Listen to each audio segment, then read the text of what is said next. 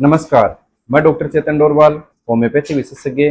और आज हम बात करेंगे डायबिटीज़ के टाइप्स के बारे में। डायबिटीज़ के टाइप्स डायबिटीज़ के कारणों के ऊपर डिपेंड करते हैं। कॉमनली हमें डायबिटीज़ के 3 टाइप्स मिलते हैं: type 1 diabetes mellitus, type 2 diabetes mellitus and gestational diabetes. इसके अलावा हमें steroid induced diabetes, neonatal diabetes and maturity onset of the young diabetes के केसेस भी मिल सकते हैं।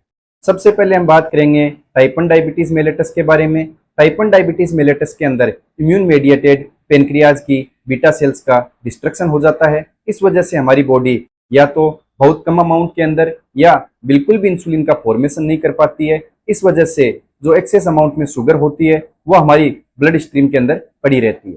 टाइप 2 डायबिटीज मेलिटस की अगर हम बात करें तो इसमें इंसुलिन का सेलुलर लेवल के ऊपर रेजिस्टेंस हो जाता है। इस वजह से जो शुगर होती है वो हमारी सेल्स के अंदर नहीं जा पाती है और हमारी ब्लड स्ट्रीम के अंदर एक्सेस अमाउंट में पड़ी रहती है। ये बेसिकली हमारी poor life style and diet की वजह से होती है।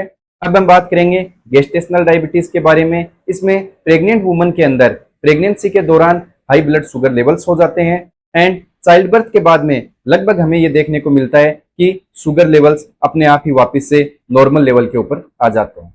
अब हम बात करेंगे नियोनेटल डायबिटीज के बारे में। नियोनेटल डायबिटीज हमें 6 मंथ्स के अंडर बच्चों के अंदर देखने को मिलती है। इसका मुख्य कारण होता है नियोनेट बॉडी के अंदर इंसुलिन का फॉर्मेशन नहीं कर पाता है या इंसुलिन का प्रॉपर यूटिलाइजेशन नहीं कर पाता है। इस वजह से जो एक्स्ट्रा शुगर होती है वो नियोनेट की ब्लड स्ट्रीम के अंदर पड़ी रहती है।